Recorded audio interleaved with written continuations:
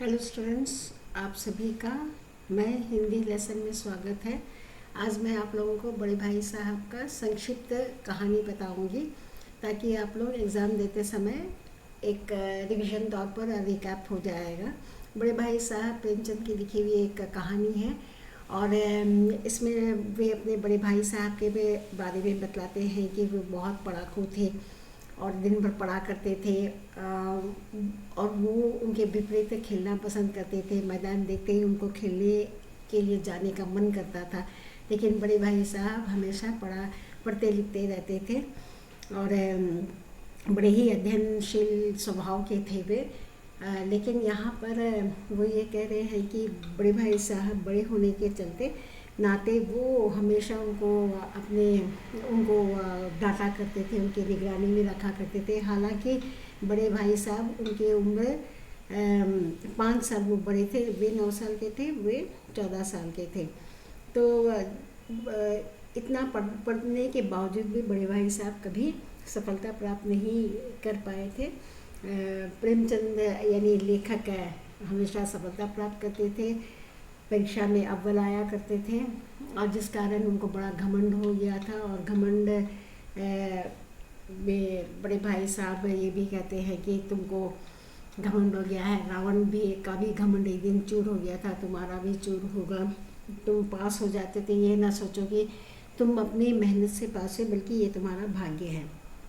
इतना ही नहीं, वे ये भी कहते हैं कि उनकी पढ़ाई जो है बहुत कठिन पढ़ाई है। ज्योग्राफी, हिस्ट्री, अंकगणित, ज्यामिति ये सब पढ़ना पड़ता है और बहुत कुछ उनको याद रखना पड़ता है।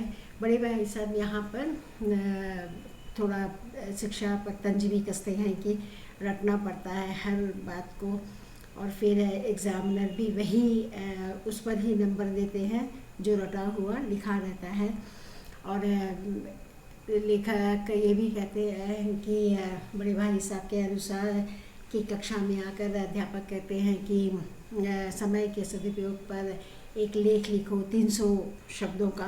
तो कहते हैं कि लेख लिखने के लिए कहते हैं समय का सदुपयोग, लेकिन यहाँ पर स्टूडेंट्स जो है, छात्र जो है, वो 300 शब्द लिखने के लिए 3-4 पेज बैठकर रंगते रहता है। और इतना ही नहीं, वो पढ़ाई का महत्व के बारे में समझाते हैं कि पढ़ाई सिर्फ पढ़ाई नहीं बल्कि एक ज्ञान भी इसमें मिलता है।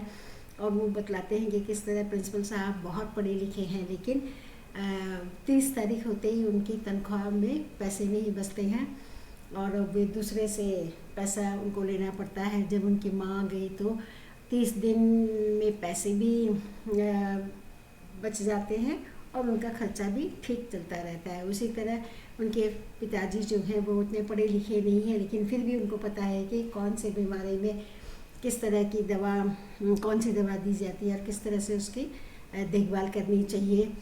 और इस तरह से कई उदाहरण दे देकर वो अपने छोटे भाई को समझाया करते थे। लेकिन एक समय ऐसा आता है कि जहाँ पर लेखक पास हो जाता है और बड़े भाई के बराबर कक्षा में आ जाता है, तो वे थोड़ा खेल कूद में ज़्यादा ध्यान रखने लगे, पतंगबाजी करने लगे, पतंग उड़ाने लगे।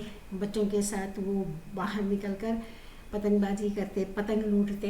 तो एक दिन बड़े भाई साहब ने उनकी इस हरकत को देख लिया तो उनको बड़ा दुख हुआ और वे उसे यही समझाए कि क्या तुम सोचते हो कि मुझे भी इन सब में दिलचस्पी नहीं है, मैं भी तो खेलना चाहता हूँ, मैं भी चाहता हूँ कि तुम्हारी तरह उधम मचाऊँ, खेलूँ कूदूँ, लेकिन मैं इसलिए नहीं करता हूँ क्योंकि अगर मैं ऐसा करूँ तो तुम मेरे रास्ते पर चलोगे और तुम बेराह हो जाओगे।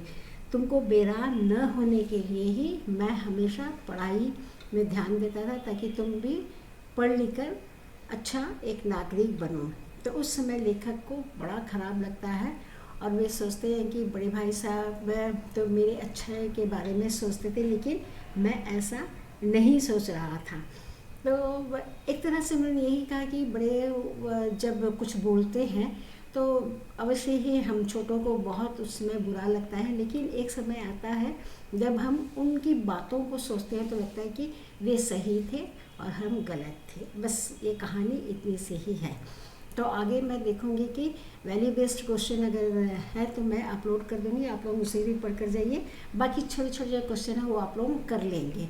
तो ठीक है स्टूडेंट, आपको अगर मेरा यह संक्षिप्त कहानी अच्छा लगा है तो लाइक कीजिए, सब्सक्राइब कीजिए, शेयर कीजिए, और हम मिलते हैं अगले डायरी का एक पन्ना का संक्षिप्त कहानी लेकर।